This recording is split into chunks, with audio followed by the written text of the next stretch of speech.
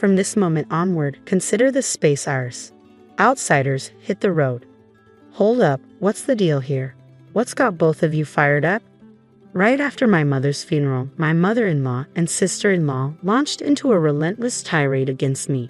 My husband tried to intervene, but they kept on going. You're being deceived. Maybe someone's got you under a spell, they jeered. Yep, it's all because your mom coddled you. She's the one who molded you into this. It's all on her. When they started disrespecting my late mother, I snapped. I can handle them trash-talking me, but I won't stand for it when it comes to my mom. I'm Kathy, 35 years young. My husband David, just a tad older, and I crossed paths at work and tied the knot 5 years back.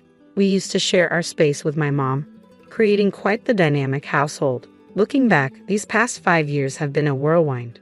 It all started at my dad's real estate firm half a decade ago. With a knack for understanding the ebb and flow of both people and money, I pursued economics in college and applied that know-how to my career. Yet, amidst my strides, there were whispers. Some attributed my success solely to my parentage, dubbing me the boss's daughter instead of acknowledging me by name. And then there was David, the golden boy of sales in the same company, drawing attention from all corners, leaving me on the receiving end of more than a few icy glares. Don't get me wrong, I'm not naive enough to claim all my achievements as solely my own. It's the collective effort of those around me. Still, it grated on me, being boxed in as just the boss's daughter. These trying times, my father passed away. With my brother stepping into his shoes as president, the disdainful glances directed at me only grew sharper. Must have botched something up if your brother's taking the reins now. Guess we'll just call you the president's sister, huh? Normally, I might have brushed it off, but in the wake of my father's funeral, those words cut deep. Mentally exhausted, I found myself grappling with a singular question. What do I truly desire? Even as I tried to soldier on, I felt a void, a lack of inspiration.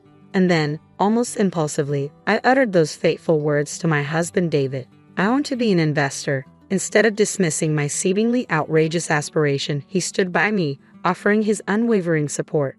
When I confessed to my mom my desire to quit my job and delve into investing, her response stunned. You should have pursued what you love from the start, without fretting over your father. Despite the rawness of my father's passing, her words felt like a wake-up call. Previously consumed by the negatives, her smile ignited a newfound resolve within me, one that cared little for the opinions of others.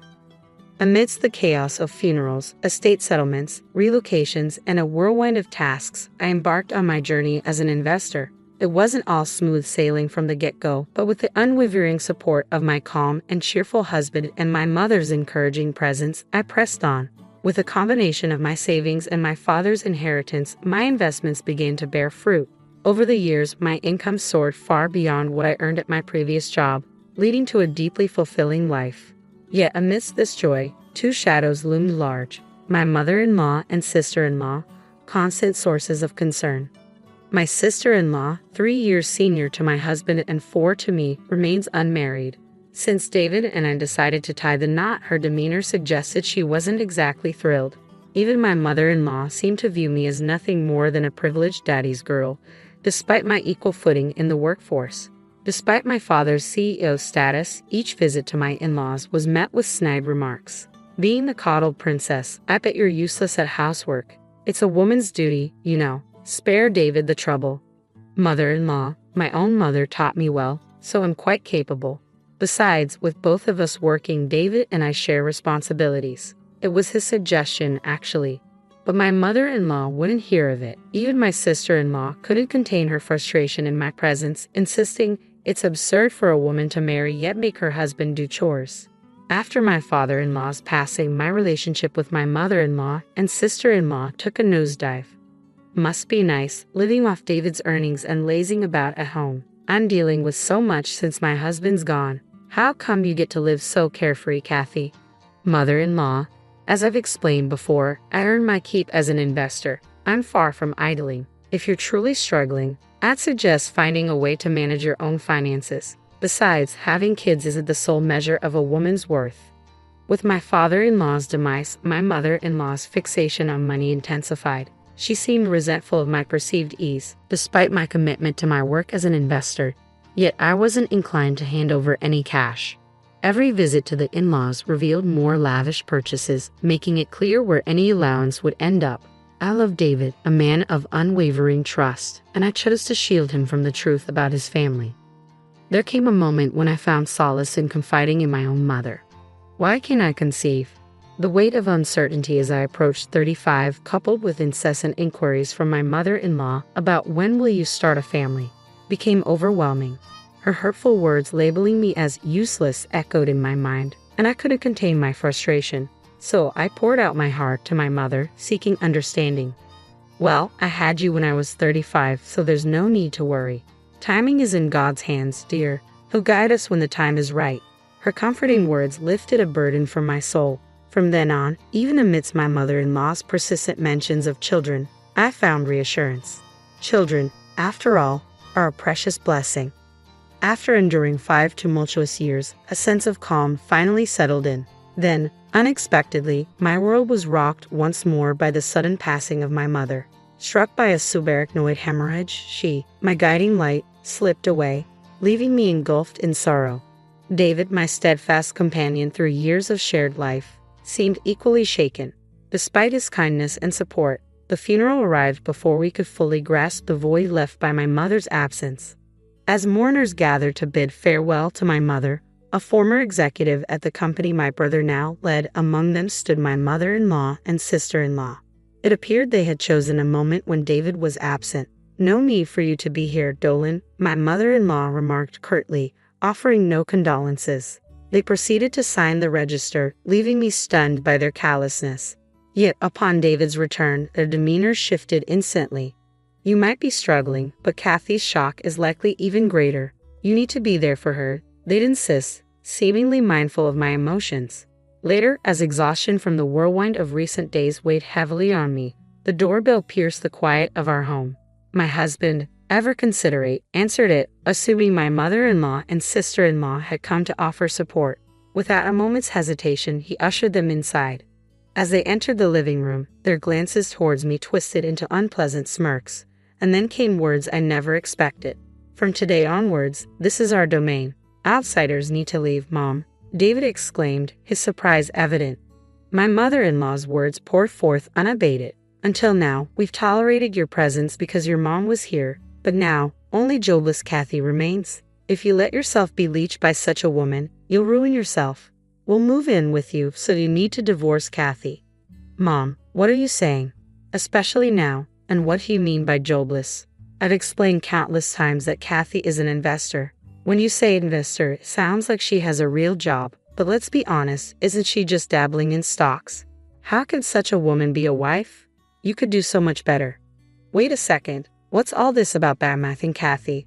What exactly are you two insinuating? Kathy earns her own keep. Don't belittle her efforts. You're the ones being misled. You've been under Kathy's mom's influence all this time. Haven't you been brainwashed?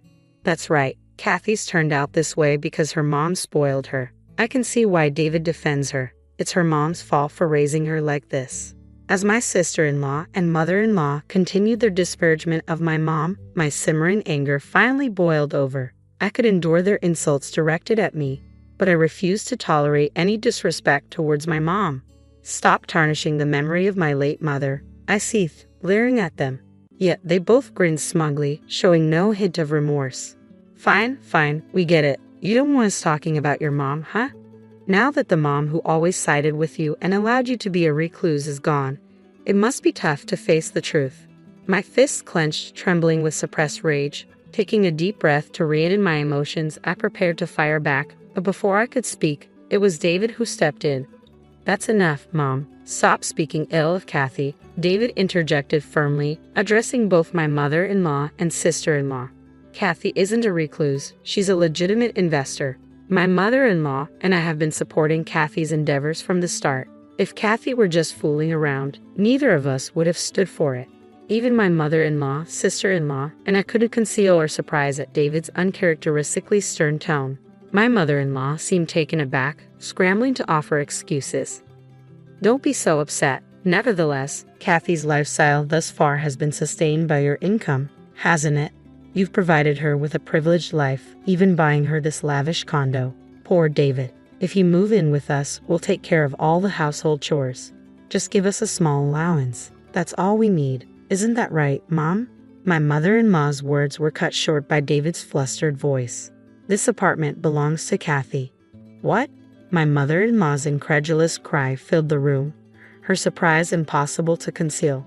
She scrutinized David with wide eyes, as if seeking confirmation. "This apartment belongs to Kathy. When did this happen? I never agreed to that. This apartment was part of my father-in-law's legacy, and Kathy inherited it. That's why the title is in her name. Besides, we split the living expenses evenly. I don't understand what you're insinuating, but Kathy earns more than I do."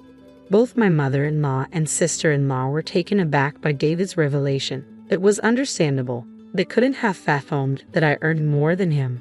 My mother-in-law's energy waned at David's words, leaving her looking like a deflated balloon. Taking the reins from her, my sister-in-law spoke up. "That's impossible. Do investors really make that much? Just by trading stocks as an individual? I can't speak for other investors, but perhaps Kathy has a knack for it. Regardless, the facts remain. How dare you undermine my beloved wife?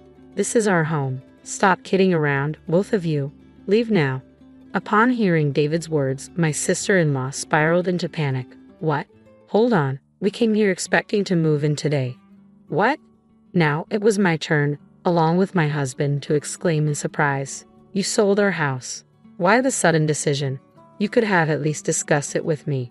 We thought we could stay here, and we were strapped for cash. I quit my job, assuming you'd support us. If you don't let us stay, we'll be in serious trouble. Mom, please say something." With pleading eyes fixed on David, my sister-in-law shook her mother, who seemed frozen in shock. But the magnitude of the situation left my mother-in-law in a daze. My sister-in-law, her confidence shattered, now clung to me for support. "Hey, Kathy, I'm sorry. Please talk to David for me. We can't go on like this. You mentioned you sold your house, so you must have some money saved up, right?" I spoke coolly to my clinging sister-in-law, prompting her to lash out at me. "Don't act clever. Just because your investments turned out well, don't think you're above everyone else. Know your place. Enough is enough." David's voice boomed, drowning out even my sister-in-law's protests. He fixed a piercing stare on her as she fell silent. "Forget about the house. I won't even demand my share. Just leave right now." With that, my husband practically escorted his mother and sister out, firmly locking the door behind them.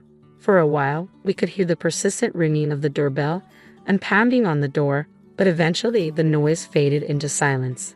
After that ordeal, word from relatives had it that my mother-in-law and sister-in-law had secured a modest apartment to rent and were now living together. Their old family home, nestled in a remote area, didn't fetch much on the market, given its location and the value of the land. My sister-in-law struggled to land a decent job, and their funds quickly dwindled. Despite their repeated attempts to rely on David and me, we firmly shut the door each time. They resorted to selling off their designer possessions and now reportedly scrape by with part-time jobs, working tirelessly from dawn till dusk. Meanwhile, I've enjoyed the freedom that comes with being an investor, no longer subjected to hurtful remarks. And as my late mother had foretold, we're preparing to welcome a new member into our family next year. Once again, I'm grateful for her timely blessings. This house now belongs to our oldest son and his wife. If you're not part of the family, you should leave now. Even though I've been paying the mortgage for this house, my in-laws and husband shocked me with their statements. They've been using me to pay off the mortgage all along. When I found out, I went from feeling thankful to really angry. "Fine then, I'll move out," I said defiantly to their teasing. "I'll show them they shouldn't mess with me." I quickly found someone to help me plan my revenge against them. My name's Michelle Anderson, I'm 48 years old, and I work as a lawyer. Right now, I'm living with my husband and his parents, taking care of them. It all started when I gave a house to my in-laws. I married James when I was 30. Right before our wedding, my father-in-law got hurt and couldn't walk. He had to use a wheelchair, and my mother-in-law was old and needed help too. So, I gave them a house without barriers. At first, we thought about living in public housing, but then we chose a place in between where my husband and I worked. I suggested this so we could get to them fast if there was an emergency. The Anderson family helped me a lot with my dad. "Let me repay the favor," I said. My dad passed away before I got married. Right before he died, he had a lot of debt, which made things really hard for us financially. We struggled getting more debt to pay off the old ones. My husband and his family were the ones who rescued us from this tough situation. James and his parents paid off my dad's debts for us. "If you're worried about marrying because of the debt, wouldn't it be solved if we paid it off?" said James. "That's right, it's debt from a business failing, not from spending recklessly." "We should help," added my mother-in-law. "Yes, we should help each other out when times are tough. There's nothing to be embarrassed about," said my father-in-law. So they helped with most of the debt without saying much. Both my dad and I were really grateful, and I worked hard to pass the bar exam. The total borrowed from my husband's family was about $50,000. I was sure I could pay it back once I became a lawyer. I didn't want the debt hanging over me forever. My main goal was to pass the bar exam and become a lawyer. With a strong promise to pay back the money I owed, I kept studying hard to become a lawyer. With that determination, I buried myself in books, and after lots of effort, finally passed the bar exam. My dad and in-laws celebrated my success, and I was really happy to start my career in law. I found a job quickly and started working at a law firm. The boss was really nice, and I learned a lot from experienced lawyers, getting better at my job over time. Over time, I gained some special clients and now have an important job at the office as a female lawyer, making more than $100,000 a year. Because of my success, I managed to pay back all the money I owed to my dad and my in-laws. But after my mom died, my dad passed away soon after, leaving me alone. That's when James asked me to marry him.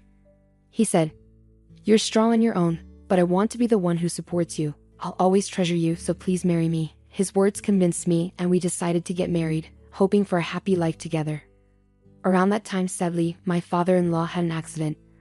Remembering how kind they had been to me before, I offered to build them a new house without barriers. Even though they didn't want to accept, the gratitude I felt was too big to put into words. "Please don't say no. I want you all to live comfortably," I sincerely told them, not just saying it to be nice. They could tell I meant it, and with a small smile, they agreed. But then they added something. "Michelle, why don't you live with us too? We heard you and James are looking for a new house." "That's right. If you don't mind, let's live together. Eventually, this house will be yours." James has an older brother who moved out a few years ago to start his own business.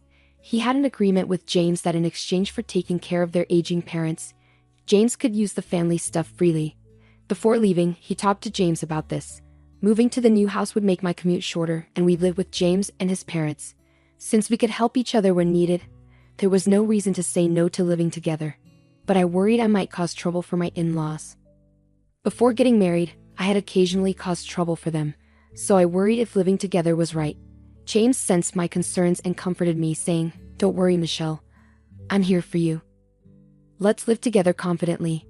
Encouraged by James, I agreed to live with my in-laws, hoping for a happy life with the four of us. But reality was different from what I expected. Every day, they would ask me for help with small things like finding clothes or fixing the TV remote. They seemed to rely on me for everything, especially my disabled father-in-law, who often touched me without hesitation.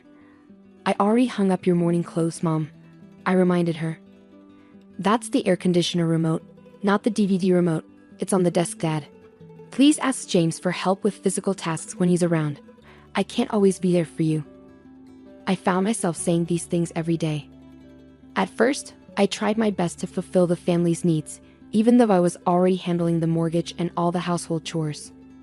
Sometimes I thought about getting a divorce, but James always handled things well, and my in-laws would apologize. Since I didn't feel mistreated, I usually decided not to divorce. Day-to-day life was filled with their dependence and small annoyances, but I felt a bond with them as family, which made me endure it. Still, the thought of divorce crossed my mind now and then. My mother-in-law started showing signs of memory loss, which might be mild dementia or just forgetfulness. It's hard to tell for sure. The questions from my mother-in-law kept increasing, and James, who had promised to help before we got married, turned out to be unreliable in this situation. Living with these uncertainties, I gradually got used to the situation. Through experience, I started handling everything on my own and began speaking up clearly to James and others. But my father-in-law's behavior bothered me a lot. I told James and my mother-in-law, "I can't ignore how Father acts lately. He pretends to have dementia just to touch me, Mom. Please do something. The doctor said. Your father-in-law hasn't been clearly diagnosed with dementia. His symptoms are mild, so it's not certain if it's dementia or not. But my in-laws insisted it was dementia, even though the doctor wasn't sure. I understood if it was really dementia, but using an illness as an excuse to make others tolerate bad behavior wasn't okay. I talked to James and asked my in-laws to address it, but James kept avoiding the issue. When I was almost at my breaking point, something unexpected happened. As I was organizing our finances one holiday afternoon, I saw something in the bank book that made me smile. By the end of that month, we would finally finish paying off the mortgage for my in-laws' house. Filled with a sense of accomplishment, I felt like a heavy weight had been lifted off my shoulders. I was thrilled at the idea of having less financial strain and more money to spend freely, but little did I know, a new challenge was about to emerge.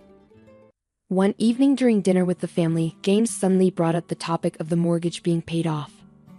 Michelle, the mortgage for this house will be fully paid off this month, right? He asked out of the blue. Since he'd never mentioned the mortgage before, I was surprised by his sudden interest. But he smiled warmly as he poured beer into a glass. Yes, that's correct.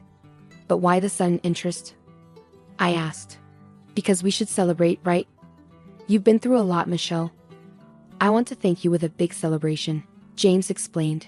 His unexpected words touched me deeply. I was moved that James had considered my struggles and wanted to show his appreciation. Despite wishing he'd help more with household chores, I was grateful for his care and concern. His words instantly eased my frustrations, and I couldn't help but smile with joy. James, thank you. Can I look forward to the celebration?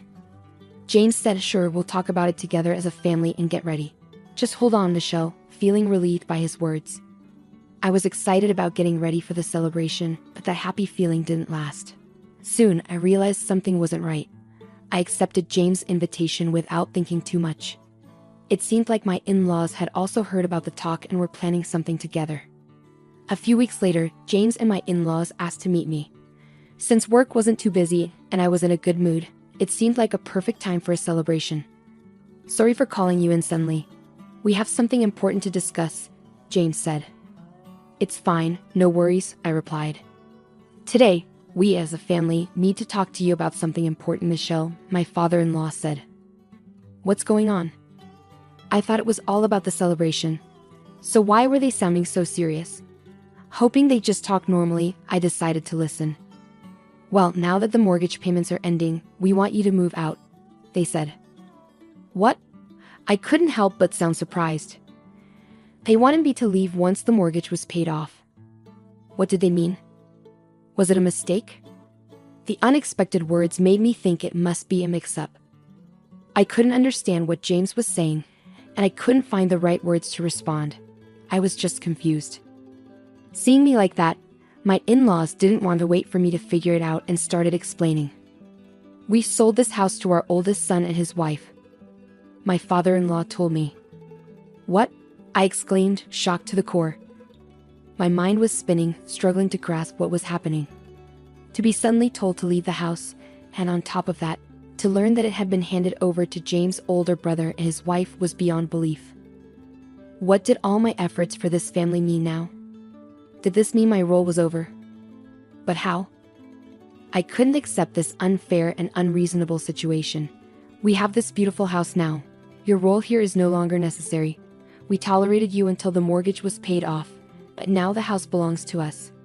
You're no longer needed, my mother-in-law continued. I had lived in this house with James's family, feeling grateful towards them. Out of that gratitude, I stayed silent until now. But it hit me that it was all a charade. Even their help to my father and me was part of their plan to get something for me. Realizing this truth, I felt deeply betrayed and disappointed. Being suddenly estranged from a family I trusted was a crushing blow to my mental well-being. The trust I had built over the years shattered instantly. It felt like everything I believed in was just an illusion. My heart ached with the knowledge that they knew I was working hard to become a lawyer to clear my father's debts, so they took a chance, thinking the investment could pay off. It was a ploy to get me to buy the house. We thought we'd get a good return if we showed you kindness since you and James started dating.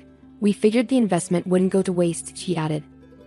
When you were grateful for us helping your father and gave us expensive wine as a thank you, we thought you were easy, she continued. It was before my father's business went downhill. We used to be well off. James seemed interested in my family's wealth from the start. He must have seen an opportunity because he knew I wanted to become a lawyer. I trusted James and his family completely, without realizing how naive I was. That's why we came up with this plan. We hope to gain something big by helping your father, he said. Their confident and shocking statements were difficult for me to believe. So, it's worked out perfectly. We have a fantastic new house in our name, and once the mortgage is paid off, it's all ours. What we do with our property is none of your concern, they declared. Their words were full of planning and determination, and I struggled to accept the truth. It took me a while to realize that everything had been orchestrated from the start. For 13 years, they had been patiently waiting for this moment. They never truly cared for me or my father. We were just a means to an end. Their plan was to get close to our family right from the beginning, and we fell into their trap without realizing. Faced with this shocking revelation, darkness consumed my heart. I felt like I was standing on the edge of a cliff, drowning in despair. I couldn't grasp everything they had planned and executed, so outsiders should leave this house immediately. You have no place here anymore, their words cut even deeper into my wounded heart. Realizing I was no longer welcome in this house left me speechless. This place, once filled with peace, love, and warmth, now felt empty and cold. A chapter of my life had closed, and I was about to embark on a new, lonely journey. Your belongings need to be packed, James. You can't leave immediately, or you'll be in trouble. Let's do it tomorrow. I'll give you until then to pack properly and leave, my mother-in-law declared. This house now belongs to the Anderson family, my father-in-law added. And I'll get the divorce sorted out. There's no point in us staying together anymore, and I'm tired of your complaints. Make sure you've signed the papers by the time you leave this house tomorrow, James said. The words Anderson family hit me hard. It was now crystal clear that I had never truly been accepted by them. Was I treated unfairly, forced to work tirelessly and juggle house chores and my job because I wasn't seen as part of the family? All my doubts blended together, leaving me with only a bitter smile. I was fooled by your family right from the start, I whispered. That's right. Are you stupid? Don't you understand? James snapped. His words shattered something inside me. I lowered my gaze, then slowly lifted my head, forcing a smile as I gave an unexpected reply to my in-laws. Then I'll leave, I said. My heart couldn't find a reason to stay with the Anderson family anymore. All those days were filled with deceit. From now on, my life will take a new path. As I suddenly showed a cheerful face and decided to leave the house without a heavy heart, my in-laws couldn't hide their surprise. Quite obedient, aren't you? Got something up your sleeve? My mother-in-law asked suspiciously. No plans, I replied. Hearing such an unbelievable story, I felt like my life had hit rock bottom, and my love for their family disappeared in an instant. I'll pack up my things right away and leave. I'll sign the divorce papers properly. My lawyer will get in touch with you about dividing the property. Goodbye and thank you for everything, I said without waiting for my in-laws' response. I went back to my room and packed my belongings, holding back my tears as I planned my next steps. After being treated so badly, I couldn't just let it go quietly. I couldn't find peace until they felt the pain, suffering, and unfairness I had endured. While packing, I calmly thought of ways to get back at them. I planned carefully how to hurt them the most. Many ideas crossed my mind as I considered my next moves. My anger and disappointment towards my in-laws were overwhelming, but I stayed composed, searching for the best way to handle the situation. My revenge had to be more than just emotional. They needed to understand the consequences of their actions. My new life started there. While packing, my phone rang suddenly. Seeing the caller's name, a plan formed in my mind. I was sure this person would support me, so I answered without hesitation. After explaining my situation, the caller listened carefully and we promptly made a plan for the future. Once I finished packing, I quietly left the house I had lived in for years, without saying a word to James and his family. I decided to cut all ties with them, so I deleted their contacts from my phone, determined not to respond to any communication from them. My decision soon paid off. The day after I left, I received numerous frantic calls from my in-laws. Although I had deleted their numbers, their long association weighed heavily on my mind.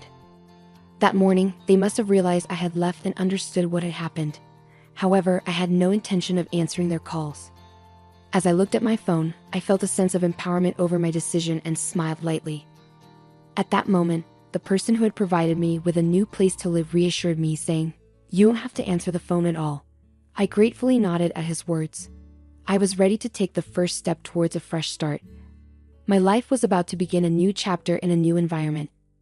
As the calls from my mother-in-law ceased, James began bombarding me with his own calls. Each one felt like unbearable noise.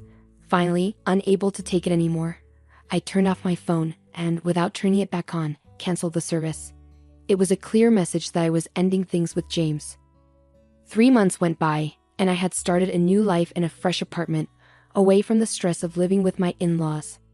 I could focus more on my work, and my daily life became more satisfying. I embraced life to the fullest, free from the constraints of the past. People noticed a change in me post-divorce. I radiated happiness, and my demeanor became more cheerful and friendly. This transformation didn't go unnoticed, and I received many compliments. Despite the mental strain from my past relationship with my in-laws, I decided to nurture my relationships with colleagues at work and foster positive connections. I resolved to put more effort into my job and prioritize communication with my coworkers. As I made this decision, the receptionist at my office appeared on the floor in a panic, urgently informing me, "Miss Cohen, there's a parent and child at the reception looking for you." Cohen was my maiden name, which I retained after the divorce. Hearing her report, I hurried to the reception to find out what was going on. The usually composed receptionist's agitation signaled that something was amiss. Something significant must have caused her distress. Seeing her worried expression, I wanted to offer support, and a male colleague, sensing her state, volunteered to accompany me. Together, we made our way to the lobby. Upon arrival, my expression shifted dramatically as I laid eyes on who was there. My mother-in-law and James. They were causing a scene, loudly berating me for cutting off contact. Their irrational behavior left me stunned and questioning. Others in the office couldn't hide their shock at their actions. Their worn-out appearances, filled with anger, stood out after months of absence. Recognizing the abnormal situation, the reception staff alerted upper management, and soon the office manager appeared in the lobby. "Miss Cohen, a meeting room is ready. Shall we have a discussion there with your in-laws?" "I'll inform him," the manager suggested. Having already briefed the manager on everything, I agreed to the suggestion. Feeling uneasy about going alone, I brought my colleague with me. He was the lawyer I had hired for the matter with James, so they allowed his presence. Heading to the meeting room, I tried to suppress my confusion and agitation. Despite my inner turmoil and anxiety about what lay ahead, I found some relief in the manager's calm demeanor and resolved to proceed step by step. As we walked to the meeting room, my mother-in-law and James glared at me with anger. Despite their dire situation, they seemed displeased to see me thriving at work. Their gaze and attitude left no doubt about their feelings. Sitting across from my in-laws, we exchanged tense glances, and then the manager entered the meeting room with someone else. "Sorry I'm late." "What? Why are you here?" The person the manager brought was James's brother, my brother-in-law. He stood there, glaring at the two with an angry expression. "There's nothing to say. You guys have really done something ridiculous." My brother-in-law used to be a gang leader in his youth, but now runs his own construction company. His employees call him boss, and he can't stand unjust behavior. When I lost my place to live, he helped me out for several weeks in a women's dormitory. He was already aware of the situation with my in-laws' house and, after hearing the details, offered his support right away. Why didn't he know when my in-laws told me to leave the house? They said they had sold it to their eldest son and his wife. I found out everything from Susan and confirmed it. You didn't think you could do such a horrible thing to Michelle and get away with it, did you? As soon as Susan's name was mentioned, James and his mother looked astonished. Susan, his wife and the mastermind behind this incident, had always harbored hostility towards me. Despite my brother-in-law's wishes, she had been a housewife up to this point. It wasn't my brother-in-law's instruction, but her own decision. She believed women were meant to be homemakers, as her own parents had been. So housekeeping was natural for her, and she saw women who defied this as not real women. When Susan saw me, she probably viewed me with envy. My dedication to work for nearly 40 years might have seemed dazzling to her. Additionally, Susan wasn't skilled at cooking. Even my brother-in-law and father-in-law had asked my mother-in-law to teach her, as I had heard from James. On the other hand, I managed household chores well while balancing my job. Perhaps she envied my ability to handle everything efficiently. Every time Susan encountered me, she made snide remarks. She accused me of neglecting household duties or leaving them to my husband, hurling harsh words at me for decades. However, my brother-in-law always intervened, which likely added to Susan's dissatisfaction. He supported Susan's desire to work and helped with household tasks. Susan's inaction in improving her situation was her own choice, and it was unfair for her to take out her frustrations on others. When my brother-in-law warned Susan, she redirected her discontent towards me. Susan confessed that she had orchestrated the entire plan to take over the house and pressure me into buying it. She manipulated my mother-in-law and father-in-law to execute this scheme. They'd probably believed they could obtain their own house and continue pretending to be senile, leaving me unable to object. They had found ways to orchestrate the plan without involving my brother-in-law, whom they couldn't contact because of Susan. James had also accepted a reward for assisting them in this scheme, making them all accomplices. The only person unaware was my brother-in-law, who would have stopped such foolish actions if he had known. This likely filled him with regret, explaining why everyone behaved timidly whenever he visited. When my brother-in-law came over, my parents-in-law didn't take any action, likely fearing the consequences if he found out about the situation. The manager and my colleagues watched my in-laws with astonishment. So, how do we proceed? I have no intention of forgiving even a fraction of the insult I received, let alone the trouble caused to Michelle, I stated firmly. But it was Susan's suggestion, James protested. That's right. We were just misled by clever words. It wasn't intentional, my mother-in-law added. At James' statement, my patience wore thin. I stood up, my face burning with anger, and yelled at my mother-in-law and James. How can you claim innocence after such a betrayal? Do you have any idea how much pain I've endured in these 13 years? My suppressed emotions burst forth, and tears of anger and frustration streamed down my cheeks.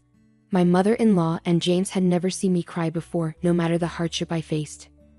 Even when my father-in-law was wrongly considered senile and acted recklessly, I never shed a tear. In their eyes, I was always a strong woman who never faltered.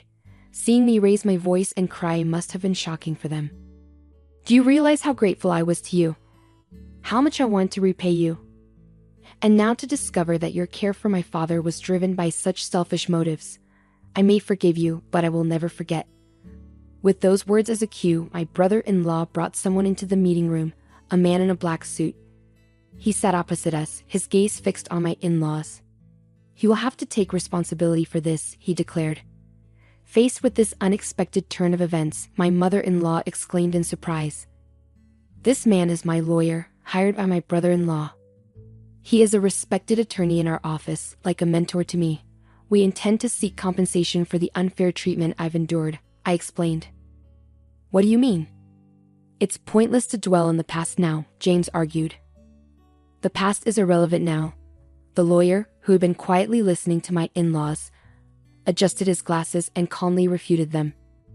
The current evidence and the basis for the future claim of damages make the lawsuit fully feasible, especially since there was no agreement not to claim property at the time of the divorce. In this case, there is no specific time limit for claiming compensation. As he spoke, the lawyer took out a SSD from his pocket, leaving my in-laws confused. What is that? My mother-in-law asked.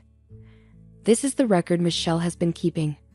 Her PC was equipped with a camera for remote meetings, and all your wrongful actions have been saved as data, the lawyer explained. My in-laws' expressions turned pale upon learning this truth. Michelle mostly worked in the living room, didn't she? Modern laptops often have built-in cameras, and your harassment in the living room has backfired, the lawyer said before pocketing the SSD. He then turned to my in-laws, stating firmly, the ownership of the house is already in Michelle's name, and your eviction is just a matter of time. We will proceed with legal action promptly, so please prepare the funds. Wait, you're saying it's changed to her name? James reacted to the lawyer's statement. In response, my brother-in-law raised his voice. I asked Michelle to change the ownership to her name. Thanks to you putting it in Susan's name without permission, the change was surprisingly easy. Anything to say about that? My brother-in-law taunted James with a mischievous smile. James, who had never won a fight against his brother since childhood, couldn't argue back. and my mother-in-law also remained silent. I will also properly bill you for all the expenses involved in that transfer. That's only fair, right? After all, it was your wrongful actions. If you don't deal with what you've started, we'll be in trouble too, said my brother-in-law, folding his arms and standing imposingly. Wait, you're saying it's changed to her name? He added sternly, throwing the words at them. The two were left speechless before my brother-in-law's firm demeanor. He had also informed Susan, his wife and the mastermind behind this ordeal, about the situation. After resolving this matter, he expressed his intention to divorce her over the phone. I'm really sorry for involving you in this, Michelle. Even though I didn't know, I will support you fully until you are satisfied. Let me know any requests you have. It's my family who did this, so I have a responsibility too. My brother-in-law apologized sincerely, and I nodded in gratitude. This outcome was a significant achievement for me, especially considering that the maximum amount for moral harassment compensation is usually around $30,000. I felt nothing but gratitude. Fortunately, the house was returned to my possession within a few days. With my brother-in-law's supervision, the furniture and appliances were also moved back, and everything was successfully recovered. Currently, the house is being used as a rental property. It's too big for me, and with its good location and accessible features, it seemed wasteful not to utilize it. Following my brother-in-law's advice, I started renting it out. Susan is busy with work, trying to pay off her debts. Following my brother-in-law's instructions, she works tirelessly from morning till night, and my mother-in-law and James are in similar situations. My father-in-law, unable to work due to his disability, contributes from his pension towards the debt repayment, and they seem to be leading a challenging life. I feel relieved knowing my brother-in-law is a reliable person. Years have passed since then, and I continue my work as a lawyer. Thanks to my brother-in-law, the monthly payments are going smoothly, and it's expected to be paid off by next year. Despite often contemplating giving up amidst the hardships, I held on to the belief that my efforts would be rewarded someday. That belief has become a reality, and I live each day with gratitude. It appears our working styles just aren't compatible. Starting tomorrow, there's no need for you to come in, I declared, feeling I had reached my breaking point. I couldn't continue working under such leadership any longer, so I made my decision on the spot. Understood. I'll tender my resignation effective immediately. Thank you for the opportunity, I replied calmly, though inside I lamented leaving a job I once cherished. As I adjusted to the hectic pace of my days, a new clerk approached me with news of a visitor. Curious, I made my way to the reception room, where I found Samantha waiting. John, please reconsider returning to our company, Samantha implored, surprising me with her humility. Gone was the stern, demanding figure I once knew. My name is John Baker, and I have been dedicated to our boutique couture shop in this small town for 20 years.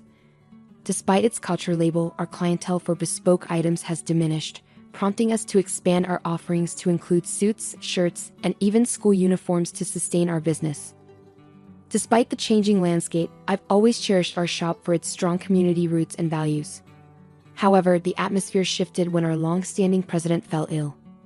He was the visionary behind our establishment, but as his health declined, his granddaughter Samantha Smith, with no prior industry experience, assumed leadership. While the transition occurred smoothly, Samantha's approach to management left much to be desired. I found myself particularly singled out by her harsh scrutiny. Samantha, how are our sales faring recently?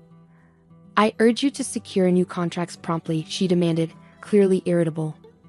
I've been actively seeking opportunities, but it's challenging to attract clients interested in couture. The decline in demand is evident, and our traditional couture model is facing challenges, I explained, attempting to provide context. However, Samantha's response was unforgiving. I don't want excuses. It's not a matter of impossibility, it's a matter of effort. Until you bring in new contracts, merely servicing existing clients won't suffice. I expect you to expand our client base, she retorted with a heavy sigh, leaving little room for discussion. Don't assume you're here indefinitely. Spend more time networking outside. Don't return until you've clinched a contract, Samantha commanded, rising from her seat, her designer bag and impeccably tailored suit serving as symbols of her authority as the company's president. However, her penchant for spending work hours at spas and salons eroded the respect of her employees. Taking a break, Miss President? We have a 3:00 p.m. meeting regarding the uniforms. I interjected, only to be met with Samantha slamming her bag onto the desk with a resounding thud. A break? Let me make this clear, a president doesn't take breaks. It's frustrating to be lumped together with regular employees. Opportunities can arise unexpectedly, and it's crucial to maintain a visible presence. Think before you speak, she reprimanded sharply, before briskly making her exit, the glimmer of her ostentatious diamond necklace almost blinding in its brilliance. As the lunch break commenced, I hastily devoured my meal, reminiscing about the days when leisurely lunches were the norm before the previous president's departure.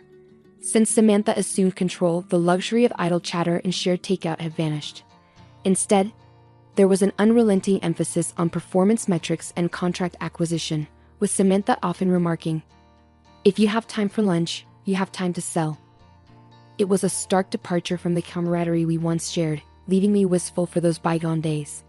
However, sentimentality must take a backseat today. Amidst my packed schedule of client visits, securing a new contract is imperative. While skipping pleasantries with established clients could potentially increase sales visits, I remain steadfast in my belief that nurturing personal connections is paramount. There's a unique joy in collaborating with trusted tailors and selecting couture pieces together, fostering a sense of trust that transcends mere transactions. It's these enduring relationships that compel customers to invest in our couture for their special occasions. Despite the pressing time constraints, I ensure to extend genuine greetings to our suppliers and loyal clientele. Visiting the home of an elderly customer who had entrusted me with her granddaughter's wedding couture, I inquire of the recent nuptials. The warmth in her recounting of the celebration and her satisfaction with our couture fills me with genuine happiness. When she entrusted me with her other granddaughter's wedding attire, it was truly a moment of joy. As the day unfolds, the dwindling time leaves little opportunity to pursue potential clients, resulting in a lack of new contracts secured. With the clock striking 2, I reluctantly begin my return to the office, knowing I must hurry to make it in time for the impending meeting. Each step feels heavier with the weight of unfulfilled expectations. Upon my return, Samantha's probing words greeted me, igniting a sense of dread. Her assumption that I must have secured a contract due to my absence from slacking off left me speechless. Samantha's presence, unusually early for once, seemed to amplify the tension in the room, threatening to unravel my composure. My hesitant response only seemed to exacerbate Samantha's displeasure as she kicked the desk, her voice escalating in frustration. "No results? You're becoming a liability to the company. Perhaps it's time you started looking for a new job. There's no shortage of skilled individuals, unlike someone in their 40s with no discernible talents." Her words stung, fueling my irritation as I reluctantly shared the modest progress I had achieved. Despite the positive feedback from a client who expressed interest in utilizing our services again, Samantha's reaction was far from encouraging. "And when will this potential sale materialize? How many items? At what price point? Is this a one-time occurrence or a recurring agreement?" Samantha's interrogation continued, her tone devoid of warmth or understanding, further deepening my frustration. "Listen, you seem to confuse socializing with sales. Sales isn't complete until the product is delivered and the invoice is sent. It serves us no purpose to inflate the significance of your casual conversations and boast about them." Though I felt the urge to retort against Samantha's assertion, the reality remained that I had failed to secure any new contracts. Determined to prove her wrong, I resolved to redouble my efforts and secure a contract the following day. As I began organizing for the impending meeting, Samantha unexpectedly interjected. "Change of plans. I have an appointment to attend, so let's postpone the meeting report until tomorrow," Samantha announced, already preparing to leave. Caught off guard, I couldn't help but question her decision. "Wait a moment, I was under the impression we had a meeting scheduled for today. If we don't confirm and proceed with the orders now, we risk missing deadlines. Your presence as the president is crucial. Is this appointment truly unavoidable?" I queried, met with an unmistakably irritated expression from Samantha. "It's an important dinner engagement. I don't have time to spare on this matter, so I'm leaving now," Samantha asserted, her tone brisk as she made her way towards the exit. Just before departing, she turned back to address me. "Remember, your job isn't finished after the meeting. Once the orders are placed, go out and secure at least one new contract. And don't expect any overtime pay, so give it your all," Samantha remarked with a hearty laugh before exiting, leaving behind a puzzled meeting attendee who had expected the president's presence. However, I managed to reassure them and salvage the situation. In our small-scale company, trust is paramount. This was a principle instilled by the previous president, who led by example, always attending sales meetings and diligently overseeing deliveries. It was this commitment to service that garnered trust from our community, sustaining our business thus far. Yet lately, I sensed a decline in that trust. Determined to restore it, I resolved to handle the situation with integrity and secure orders as usual. After seeing off our business partners and gaining their understanding, I immediately began preparations for further sales visits. I'll be stepping out for a while, so feel free to leave when you're ready. Thank you all for today, I announced to my colleagues, eager to take proactive steps towards rebuilding trust in our company. It was already nightfall, the workday long over, as I exchanged greetings with a few remaining colleagues before embarking on my sales rounds. The following day, I arrived at the office with renewed vigor. The previous day's cold calls had yielded promising results. I had engaged with a potential client interested in revamping their company's uniforms. Though not a major corporation, our conversation flowed smoothly, culminating in the agreement of a contract on the spot. While the initial order only encompassed summer apparel and winter sweaters, the prospect of nurturing this client relationship could lead to lucrative opportunities, including renewals and referrals to other businesses. Aware of the potential of such connections, I felt buoyant, anticipating a positive report to Samantha. However, my optimism was short-lived. Samantha, who arrived slightly late, summoned me immediately. "John, don't we have a report from yesterday's meeting? And I want to hear about your subsequent activities." "Certainly, I'll provide the report now," I responded, approaching Samantha with a sense of eagerness. Yet, upon reaching her, I noticed her rubbing her temples wearily. "Are you all right? You seem unwell, Miss President." "Just proceed," was her curt reply. A faint odor of alcohol lingered in the air, indicating she had indulged until the early hours and was now feeling the effects. Seeing Samantha in such a state left me incredulous. Despite my astonishment, I succinctly recounted the events of the previous day. We proceeded with the order as usual for this year. There was some negotiation on price, but they understood that it wouldn't change moving forward, and then... "Wait a minute, they requested a discount, didn't they? And you resisted?" Insisting on raising prices, Samantha interjected, her bloodshot eyes fixed on me with intensity. "No, that's not the case. While we ideally would adjust prices to account for inflation, given that we're offering similar products to other companies, it's challenging to implement such changes without impacting their profit margins. Unfortunately, they weren't receptive to that idea," I clarified, bracing for Samantha's reaction. Infuriated by my response, Samantha lashed out. "That's precisely why they're taking advantage of us. We need to assert ourselves like they do. What's your plan? It's not about their profits. Our profitability should be the priority." Though she held the title of president, I couldn't align with Samantha's viewpoint. While assertive negotiation is crucial, prioritizing one party's profit over the other can be detrimental, particularly in intercompany transactions.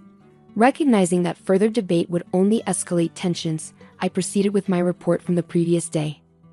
"We'll reassess the pricing structure moving forward. Additionally, I'm pleased to report that we've secured a new contract," I announced, hoping to garner at least a modicum of approval from Samantha. "Not bad. What's the projected profit margin?" Samantha inquired, displaying a faint glimmer of interest. "We've acquired an order for summer clothing and winter sweaters from a small-sized company with a few dozen employees. While it's not a monumental contract, it represents a promising foothold for potential future opportunities," I explained, eager to highlight the potential for growth. However, Samantha's response was disheartening. "Is that all? And it's not even culture? It seems your efforts outside of regular work hours have yielded little." "Truly disappointing," Samantha remarked, her words piercing through my optimism. At that moment, I felt a surge of frustration and disillusionment wash over me, reaching my breaking point. "Excuse me, but it seems you misunderstand the nature of this job. It's the relationships and connections we cultivate that drive our success, not just immediate profits," I asserted firmly, challenging Samantha's narrow focus. Though taken aback by my boldness, Samantha quickly reverted to her usual haughty demeanor. "Understood. It appears we're not compatible." "You needn't come in from tomorrow," Samantha declared, drawing a decisive line. I had reached my breaking point. Continuing under such leadership was untenable. "Understood. I resign effective today. Thank you for the opportunity," I responded without hesitation, knowing that I couldn't continue in an environment that disregarded the importance of meaningful connections. With that, the decision was made for me to leave the job I once loved. Alone in the empty room, I grappled with uncertainty about my future. Despite leaving abruptly, I had nowhere to turn. My modest salary had left me with little in savings, and the prospect of financial instability loomed large. Then, unexpectedly, a familiar name flashed across my smartphone screen: Tom Wilson. We had attended college together, sharing fond memories and occasional outings. Though our interactions had dwindled in recent years, the call from an old friend filled me with hope. "Long time no see, how have you been?" Tom's voice carried warmth and familiarity, offering a glimmer of comfort in my moment of uncertainty. "Indeed, it's been too long. I'm doing well. You sound great too, John." Tom greeted me warmly, though his next words cast a shadow over our conversation. "How's work?" "Knowing you, John, I'd imagine you're excelling as a capable leader with a strong support network." "It's a bit complicated. I've actually been unemployed for a while now," I confessed, feeling a pang of disappointment even in Tom's sympathetic response. Despite his usual upbeat demeanor, Tom seemed momentarily at a loss for words. "It's been challenging," I added, trying to lighten the mood. "It must have been tough. Let's not dwell on it over the phone. How about we meet up for drinks? It's a sudden invitation, but what do you say about today?" Tom proposed, and I eagerly accepted. The prospect of catching up with an old friend was a welcome distraction, and I felt a deep-seated need to confide in someone. We settled on a pub we used to frequent and agreed to meet later that day. I was taken aback. You clashing with the president and leaving the company in such a dramatic fashion. You used to avoid conflicts at all costs, always quick to apologize even when it wasn't warranted, Tom remarked, genuinely surprised by my recent upheaval. I was surprised myself. But I couldn't reconcile with the new president's approach. It's one thing not to understand the intricacies of fieldwork, but disregarding the needs of clients and partners entirely was a deal-breaker, I explained, grateful for Tom's receptive ear. Despite years of distance between us, I was comforted by the familiarity and openness of our conversation. "Did you always work in sales at that company?" Tom inquired, delving deeper into my professional history. Sales was certainly a big part of my role, but I also dabbled in website development and attempted to introduce new products. It was enjoyable, but unfortunately, budget constraints hindered our progress. I explained to Tom while showing him the company's website on my smartphone, proudly revealing that I had created it myself. "Did you really design this? I assumed it was outsourced. It's just as professional as any other site," Tom marveled, impressed by my handiwork. The previous president emphasized the importance of a website that would appeal to younger demographics, so I dedicated myself to learning. While couture is undeniably beautiful, the industry is facing challenges. I had to think outside the box, I elaborated, recalling the efforts I had invested in the project. "But with our company's size, there are limitations," Tom observed, leaning in attentively as I continued. "True, but I had ideas that I wasn't able to fully realize," I confessed, seizing the opportunity to share my aspirations with Tom. "The demand for everyday culture may be declining, but there's a growing need for attire for special occasions and social media appearances. By focusing on these niche markets and catering to inbound demand, I believe we can chart a successful course forward," I explained passionately, articulating my vision for the future. Indeed, I had aspirations beyond just culture. I envisioned introducing high-quality leather goods under our brand at a slightly lower price point. Offering consumers affordable yet luxurious products would not only be appreciated, but could also yield substantial profit margins. "We can't rely solely on thin margins to sustain our business," I explained to Tom, elaborating on my vision for diversification. Tom listened intently, his arms crossed as he contemplated my words. "So, was it the lack of initial investment, or did you abandon the idea due to insufficient funds?" "It was a combination of both, along with the current president's strong opposition," I admitted. She argued that a culture shop shouldn't stray into other ventures. I understood her desire to preserve the legacy of the previous owner's cherished culture shop without deviating from tradition. However, it's becoming increasingly difficult to resist the inevitable changes brought about by time and the declining industry. I had hoped to inject new ideas into the company, but they weren't well received. Finishing his beer in one gulp, Tom turned to me with a serious expression. "John, how about joining my company? I'll offer you a fixed salary equivalent to what you were earning, plus commission on sales. It's a pretty good deal, don't you think? His eyes held a sense of determination. I was taken aback by Tom's offer to join his company. I had known he was running his own brand as a sole proprietor, primarily online without a physical store, but I never imagined he could afford to hire someone like me. When I expressed my surprise and sought confirmation, Tom chuckled and reassured me, "You underestimate me. While my main business operates online, relying on outsourcing alone isn't sustainable in the long run. It's time for expansion, and I believe bringing you on board is the right move."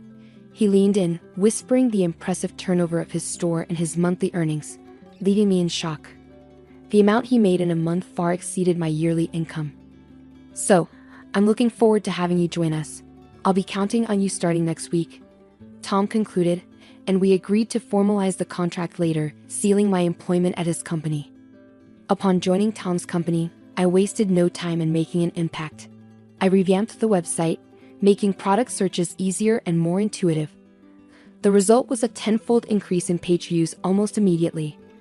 Additionally, I introduced suits and leather accessories to augment the range of products, which had previously consisted mainly of t-shirts. The quality and usability of these new additions were well received, and positive word of mouth quickly translated into increased sales that outstripped those of the t-shirts. Hey, the orders just keep pouring in, but production can't keep up. Can you help us out?"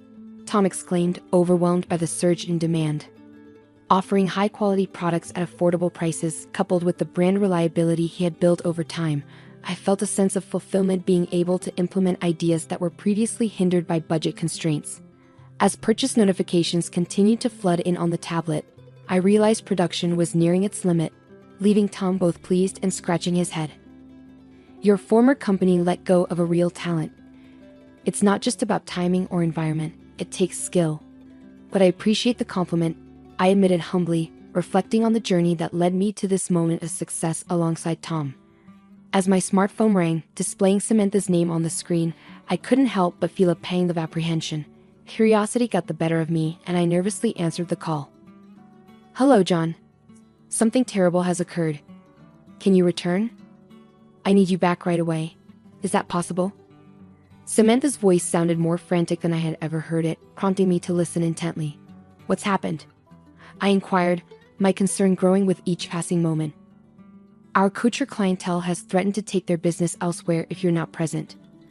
Additionally, our partners are specifically requesting your involvement, and the company website is experiencing ongoing issues due to a lack of updates. Can you return promptly to assist?" Even though I had parted ways with the company, I responded courteously. "I understand the urgency, but I don't believe it's appropriate for me to directly engage with clients anymore. However, I'm willing to address the website and system issues on my next day off." I didn't formally hand over that responsibility, so I accept full responsibility for any oversights, I explained calmly, attempting to offer a reasonable solution. Despite my efforts to accommodate, Samantha's response indicated dissatisfaction. "What you mean? Just come back. Considering everything the company has done for you, why are you hesitating?" Samantha's tone was a mix of urgency and frustration. "I was let go from the company. Are you suggesting a rehire?" I questioned, trying to clarify the situation. "Don't be so arrogant. I assume you're struggling financially now, right? I can offer you the same salary as before, so there's no need to worry," Samantha retorted, her tone dripping with condescension. "Apologies for the interruption," Tom interjected, unable to contain his laughter. He mimed a gesture of encouragement, silently urging me to stand my ground against Samantha's presumptuous offer. "Do you have any idea about my current salary? I likely earn in a month what you make in a year. In fact, my current salary could surpass the annual revenue of my former company within just a few months," I calmly asserted, making it clear that financial incentives weren't a compelling reason for me to return to my old workplace. Despite cherishing memories from my previous job, I found fulfillment in my current position and had no desire to work under such leadership again. After politely bidding Samantha farewell, I ended the call. Since joining Tom's company, our operations had grown exponentially. With my contributions, we forged partnerships with outsourcing firms and attracted new talent, leading to rapid expansion.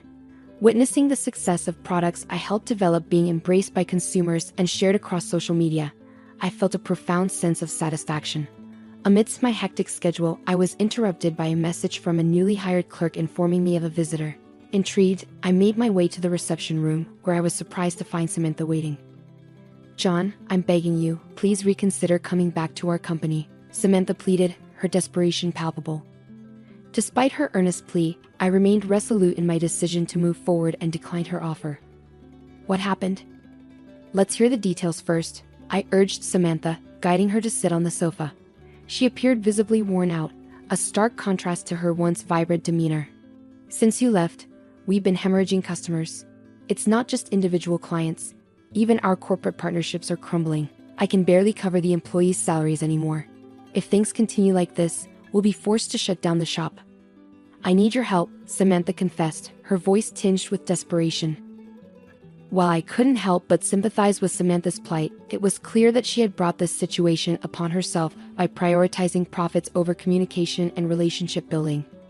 It was inevitable that partners would abandon ship if they felt neglected. "I'd like to assist, but I'm currently overwhelmed with responsibilities at my current company. I'm sorry, but I can't offer you immediate help," I responded, regret lacing my words. In a last-ditch effort, Samantha implored me for assistance, clutching at straws. "Samantha, it's time to gather your strength. Have you exhausted all possible avenues? Now is the moment to take decisive action.